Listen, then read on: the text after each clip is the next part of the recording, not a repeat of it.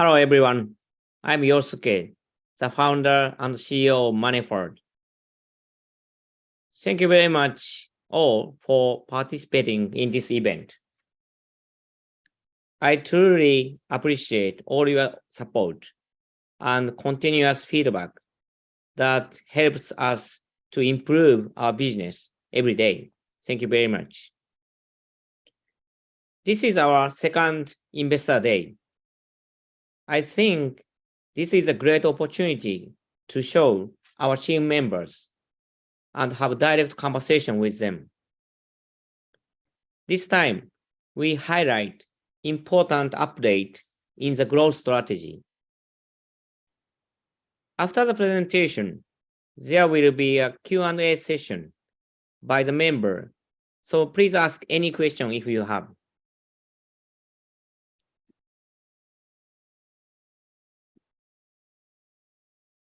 So last year was a great year. So both in terms of growth and also being able to welcome a lot of wonderful members from all over the world. Manifold's competency, one of competitive advantage, is the people and the culture. Now, roughly 40% of engineers are non-Japanese speakers. We have a diverse, energetic, and fun team that help us grow. So providing a supportive working environment for people, for team, from any background and opportunity for the members to grow is my top priority.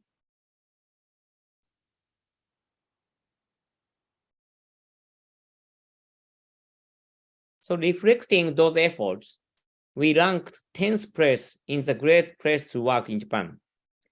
I am very honored to be named for this precious award and also surprised since this was our first challenge time to participate. Maintaining a working place that attracts and retains talented people is not done in a night. And we will keep focusing on doing so. So let me touch on the result of fiscal year 2022. When we look back, you can see that our business is a combination of our organic expansion and also M&A. So net sales expanded at CAGR plus 49% since our IPO. We will maintain high growth for coming year. So SaaS ARR also grew drastically. So corporate ARR has been the growth driver and accelerating the growth rate to 55% YOY. And going forward, we will concentrate resource on this corporate segment so that we can maximize our growth. So I will touch on that later. And here, you can see the trajectory of our EBITDA loss. As we accelerate the investment to be #1 player in SaaS area, so 2022 saw the largest loss in the past. From here, we will improve the profitability in a steady pace to achieve an EBITDA positive for the full year of fiscal year 2024. Here, I want to clarify that achieving EBITDA positive as a full year in 2024 is a strong commitment for the management team. Now, we will go on the growth strategy. In the recent announcement, we updated the growth strategy. The key update in our strategy is the second and third bullet point. And in the second bullet point, we clarify that we will improve company-wide productivity. And third point is about third point is about setting integration of SaaS and Fintech services as the next focus area on top of building stable SaaS business. So today, we will cover these 4 strategies. The first part is our back office SaaS platform. I will briefly touch on this topic, and details will be presented from 3 leaders in the company.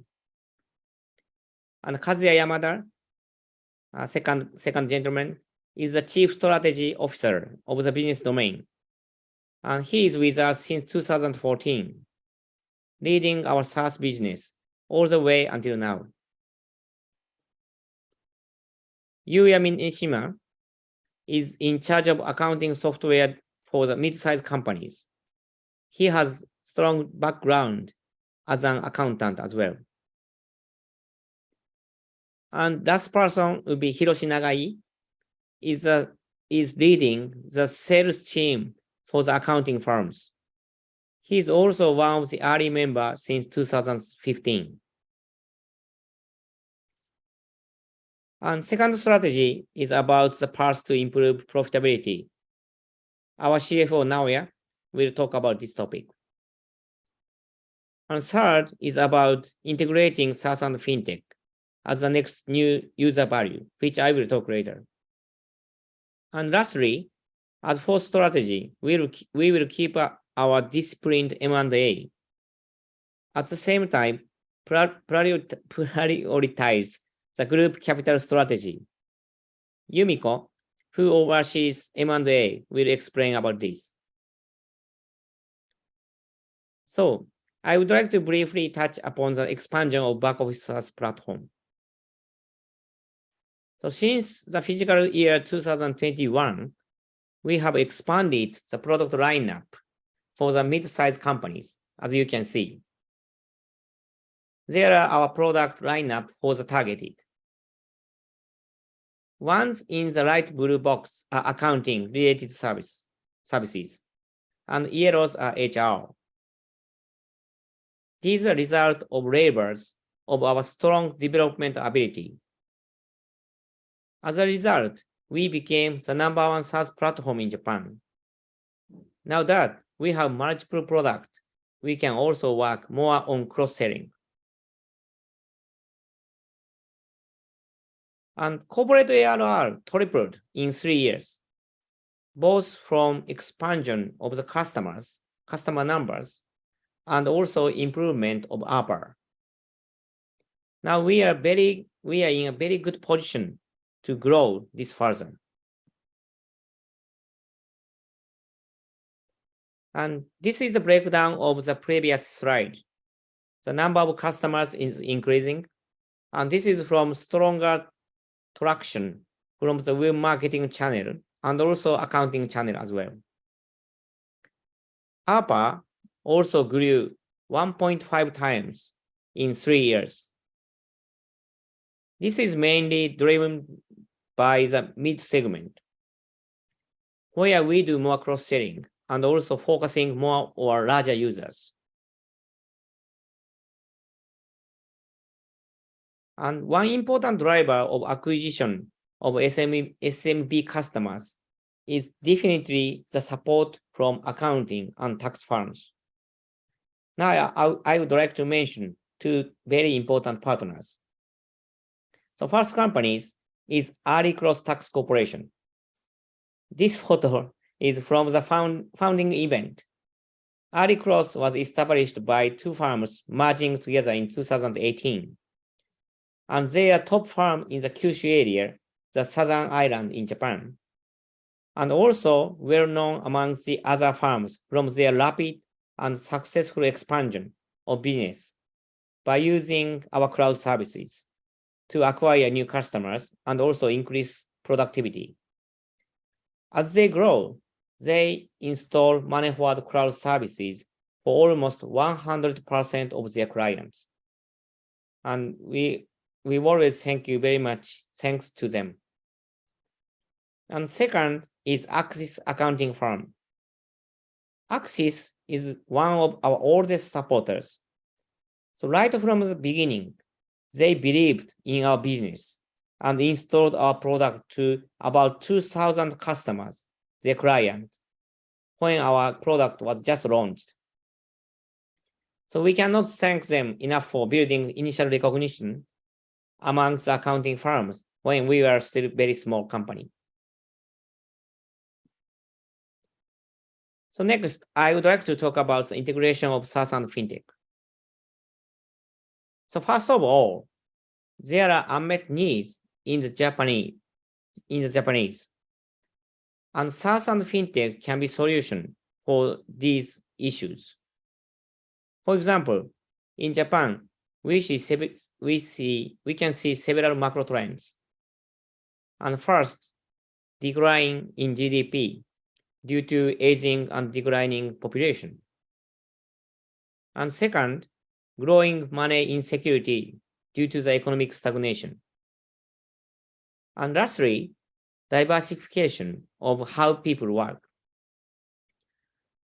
So I strongly believe that we can adapt better to these changes by optimization, automation, and autonomous process of financial decisions. So this will be done through integrating SaaS platforms and data we collect with Fintech, which will be solutions. So if we can do that, the people can choose the best solution at the right time without any hassle. That should eliminate a material portion of people concerns. So I can envision that all the elements that we have been building in the past years, SaaS, Fintech, and Common ID, that can connect them, come together in one place in the near future. Of course, growing each of the business will be our top priority. However, by doing so, we are building the blocks to reach the mid-term goal that I am talking about, to create the #1 SaaS and Fintech platform in Japan. An important factor that determines whether we can operate a Fintech service in a way we desire in the regulation and infrastructure. So here we can see the big macro trend environment changing. And this is a strong tailwind for us. For example, the revision of Electronic Books and Maintenance Act, and also revision of Payment Service Act, and the Zengin Net open to the fund transfer service provider. So let me introduce some progress in Fintech services. And first, in Money Forward Kessai, where we operate early payment and BPO settlement service. So total transaction has been increasing very steadily. It reached 135 billion at the end of 2022. I would like to emphasize that bad debts ratio is also strictly controlled. For example, in 2022, it was at roughly 0.03%. So another important challenge is the joint venture with MUFG Bank, the top bank in Japan. We operate early payment and BPO settlement service for their SMB customers. At the same time, MUFG fully supports the working capital for the business. It might sound difficult for a startup like us and a prominent bank to work together.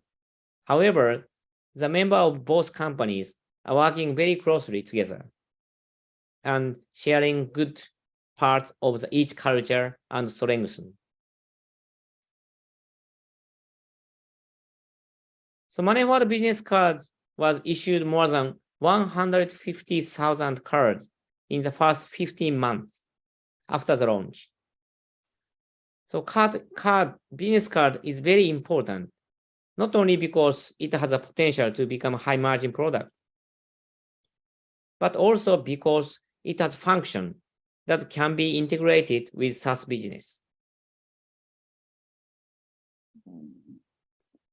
So one core element of the card business is to generate credit. So we added a post-payment function to the card. And the user can connect data from money for the cloud accounting services when they register for postpay. Then our system can provide some credit lines in a shortest only 10 seconds by using an in-house engine based on cloud accounting data. So another function the card can provide is a payment.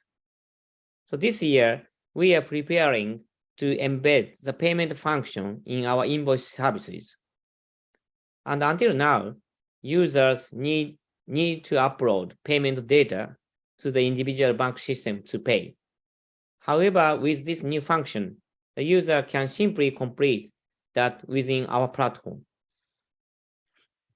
And by having these fintech services integrated into SaaS service, not only user can enjoy the convenience, but also the business will have higher profitability and stickiness. So through these efforts, our business can grow even stronger in the long run. While we build stable business by generating recurring revenue by stock business, and we can add high margin transaction revenue on top of that. And to make our company more resilient and profitable, we will put our effort to realize this vision. And thank you very much for listening. And again, I really appreciate your support and feedback.